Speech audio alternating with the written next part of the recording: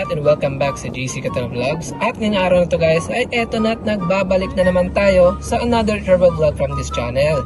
And ngayong araw na to guys ay pupuntahan natin ang Haba Sulphur Lagoon sa lungsod ng Amlan. So dadaanan muna natin ang Amlan Municipal Hall dito sa kanilang sentro ng Amlan. So kung galing kayo ng Dumaguete, dadaanan nyo to papuntang north kayo ha. So bali lalagpasan nyo pa tong proper ng Amlan. Tapos mapapadpad kayo dito sa crossing papuntang Buos. So medyo malayo yung biyahe to guys. Dito na, dito tayo sa intersection. So liliko tayo dito sa left. Kung galing kayo ng Dumaguete, nasa mga 30 minutes siguro ang biyahe. Depende na sa pagpapatakbo nyo. At kung wala kayong rides, may mga habal-habal naman dito na pwede nyong sakyan papunta doon. And papunta dito galing sa Dumaguete kung wala kayong sasakyan. Pwede kayo sumakay ng bus o di kaya jeep. O di kayo maghabal-habal kayo all the way. So medyo malayo lang yung biyahe to guys. So galing Dumaguete hanggang dito sa intersection ng Buos is nasa mga 30 to 40 minutes siguro ang biyahe. Tapos galing dito sa intersection, paakyat doon mismo. So diretso na to doon guys sa pinaka dulo ng daanan na to. Nasa mga 20 minutes siguro ang biyahe. Depende na sa bilis ng papatakbo nyo. And don't you worry kasi concrete naman lahat ng daanan dito. Medyo may mga sira-sirang concrete pero hindi naman ganun kagrabe. Di katulad nung sa napuntahan natin sa previous video nung sa saan yun? Sa Sulphur Lagoon, saan ba yun? Nakalimutan ko. Sa Humawas Hot Spring nga pala. So hindi katulad nung papunta doon sa Humawas Hot Spring na may mga rough road. Dito is pure concrete guys. So pero medyo malayo lang yung biyahe. And di masyadong may akyatan pero merong konti at kaya naman kahit ito scooter ang aming dala. Actually hindi ko to napakita sa previous video guys kasi itong galang to is biglaan. Akala ko tuloy hindi na madadagdagan ang ating playlist na travel vlog ngayong month na ito kasi medyo busy na kami sa work. Pero ito nakagala pa rin.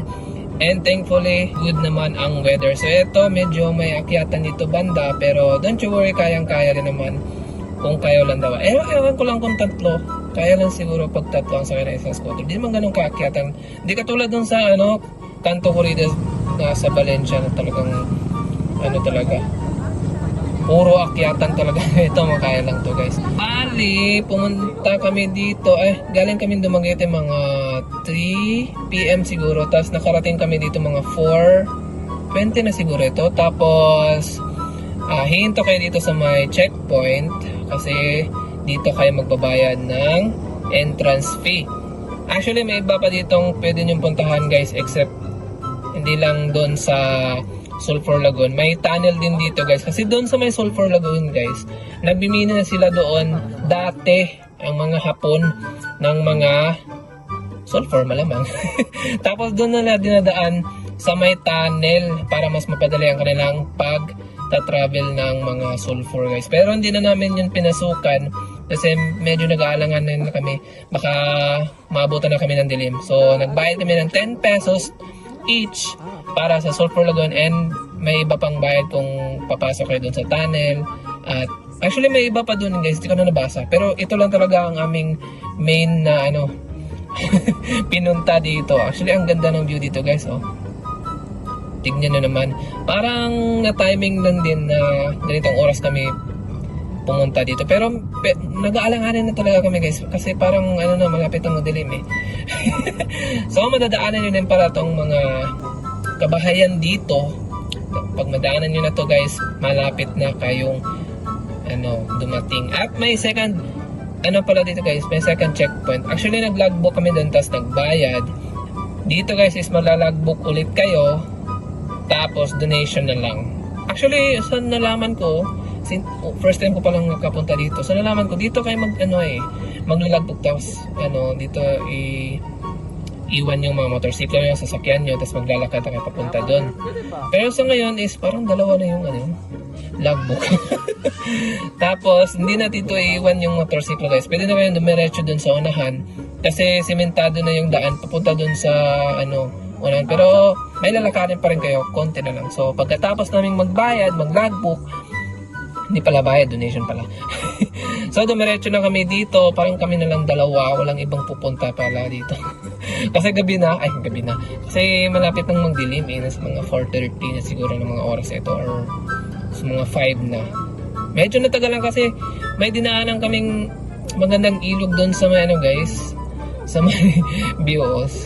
Tapos, nakarating na kami dito sa dulo. At ayan, may mga motorsiklo nakaparking dito. And doon na namin pinarking ang motorsiklo din namin. Tapos nag-start na kaming maglakad. So ang lakaran nga pala ay nasa mga 20 minutes siguro pag medyo mabagal kayo maglakad. Nasa, mga 20 minutes, ganun.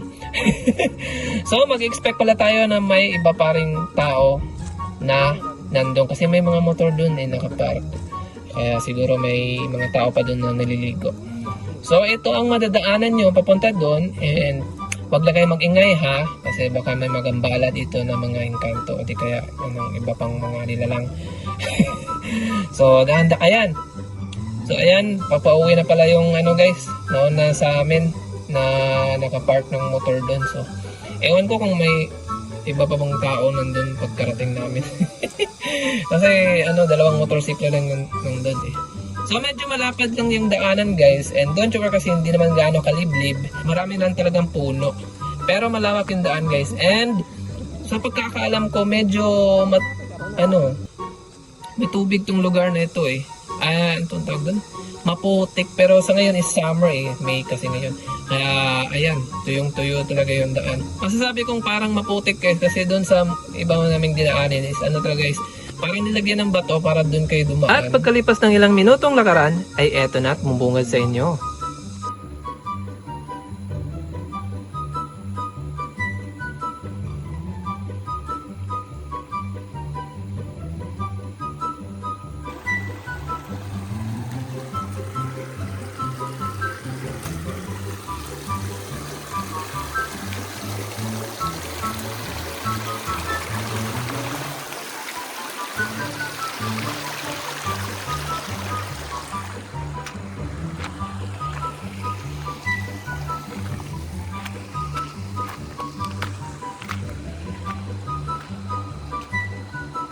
Wow, that's awesome.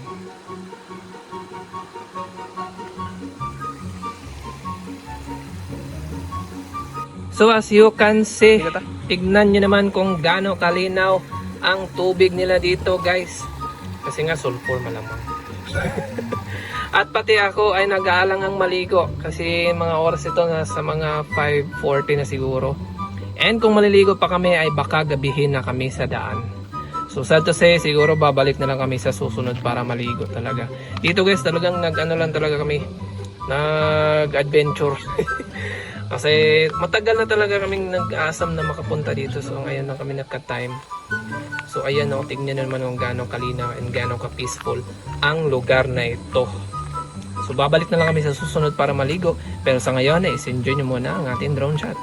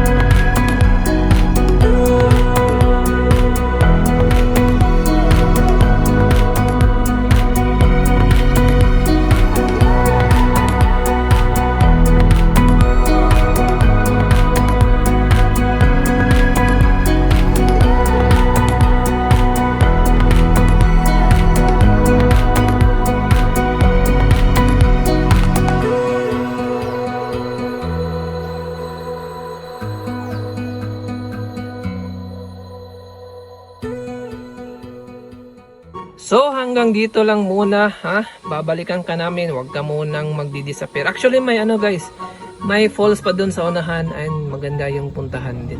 Pero sa ngayon ay uuwi na kami and kita-kits na lang sa susunod natin na gala. So maraming salamat sa panonood and sana na-enjoy nyo ang ating travel vlog na ito and see you guys next vlog.